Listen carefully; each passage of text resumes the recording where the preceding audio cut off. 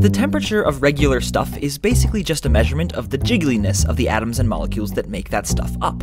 More jiggling, higher temperature. Less jiggling, lower temperature. Of course, when something's at a high temperature, it feels hot, and when something's at a low temperature, it feels cold, right?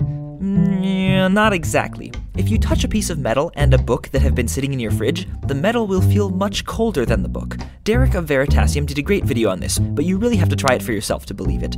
The metal and the book are honestly at the same temperature as measured by a thermometer, but the metal feels colder.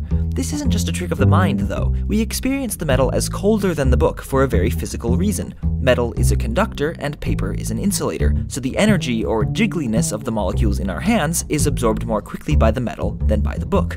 Even though the book and the metal are at the same temperature, the metal causes the temperature of our hands to go down faster, and thus we experience the metal as being colder, because the temperature of our hands is what we really feel.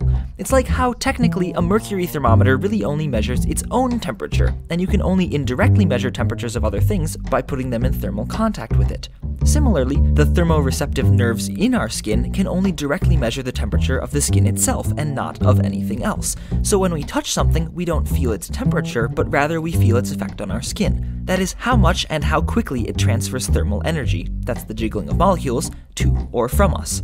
The capacity to transfer thermal energy is also why a blast of steam from your stovetop can feel so much hotter than a blast of hot, dry air from your oven, even if the oven has a higher temperature. Water vapor transfers more molecular jiggling to your skin than air by itself.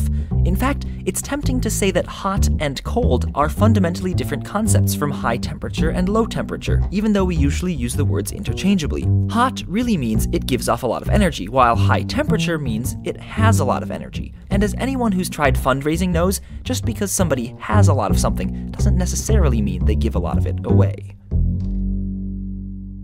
This Minute Physics video was brought to you by Squarespace, the all-in-one platform that makes it fast and easy to create a professional website, blog, portfolio, or online store. Basically, they let robots do the robot work of building and managing your website and leave the exciting and creative parts to you. For a free trial and 10% off your first purchase on new accounts, go to squarespace.com and use offer code MINUTEPHYSICS5. Again, thanks to Squarespace for supporting this episode of Minute Physics.